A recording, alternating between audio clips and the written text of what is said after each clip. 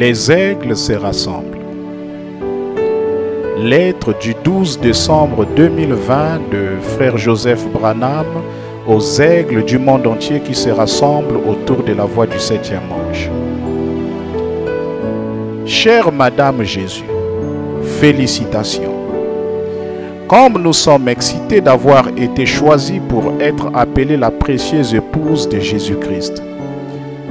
Nous serons avec notre époux, peu importe où il est. Il ne nous laissera jamais. Nous ne quitterons jamais ses côtés. Nous partagerons son trône. Nous serons couronnés de sa gloire et de son honneur. Nous vivons les jours les plus grands et les plus heureux de notre vie. Les jours que le monde entier attendait et désirait ardemment. Jésus qui vient enlever son épouse élue. L'époux aussi est très excité. Il planifie et il attend ces jours depuis le début des temps. Tous ses invités ont reçu et accepté son invitation. Il a préparé un grand souper pour nous, un banquet avec une table longue de 1000 milles. Il sera lui-même avec nous et il sera notre Dieu. Il essuiera toute larme de nos yeux. La mort ne sera plus. Il n'y aura plus de deuil, ni cri, ni douleur, car les premières choses ont disparu et nous ne nous en souviendrons plus jamais. Il nous a aussi construit une nouvelle maison pour que nous allions y vivre. Une ville sainte, une nouvelle Jérusalem qui descend du ciel d'auprès de lui, préparée comme une épouse qui s'est parée pour son époux. Car les premières choses ont disparu. Comme c'est merveilleux. Toutes les merveilleuses promesses de Dieu seront accomplies. Ce sera terminé. Le changement aura été accompli.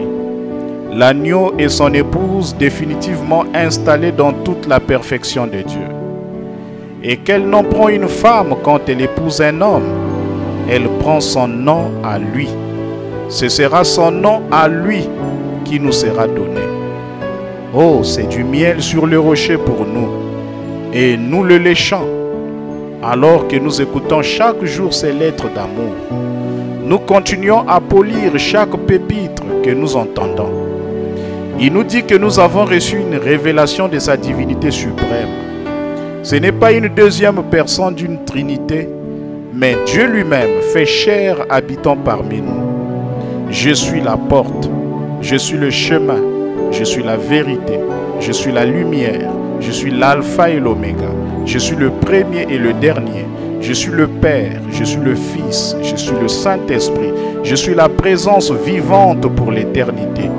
Puis il nous dit que par un décret divin, il connaissait à l'avance ce qui ferait partie de son épouse. Il nous a choisis et ce n'est pas nous qui l'avons choisi. Il nous a appelés. Nous ne sommes pas venus de nous-mêmes. Il est mort pour nous. Il nous a lavés par son propre sang. Il a payé le prix pour nous. Nous lui appartenons et n'appartenons qu'à lui seul. Il est notre roi et nous sommes son royaume, son bien éternel. Nous lui appartenons complètement et il en accepte la responsabilité. Son épouse a très hâte d'écouter notre lettre d'amour dimanche à 14 h, heure de Jeffersonville, heure normale de l'Est, qui fait 20 h en Afrique centrale, alors qu'il nous apportera le message sur l'âge de l'église de Philadelphie, prêché le 10 décembre 1960. Il nous révélera de nouveau que nous sommes la véritable épouse parole qui n'allait pas être ébranlée, mais bien qui allait rester et croire chaque parole. Frère Joseph Branham. Voici les passages des Écritures à lire pour se préparer à l'écoute de la prédication, l'âge de l'église de Philadelphie. Matthieu le chapitre 1, le verset 1 à 2.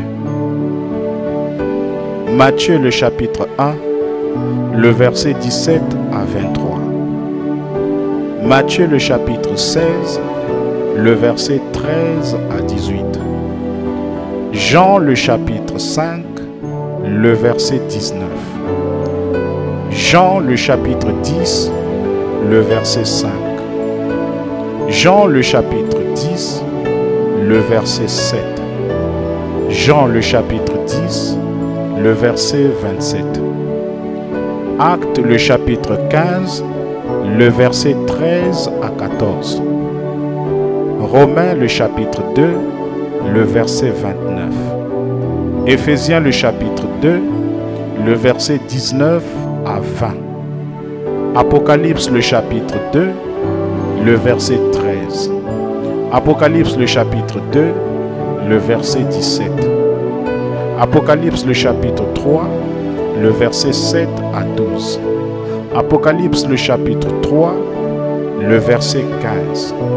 Apocalypse le chapitre 7, le verset 9 à 17. Apocalypse le chapitre 21, le verset 1 à 2. Que le Très-Haut vous bénisse richement.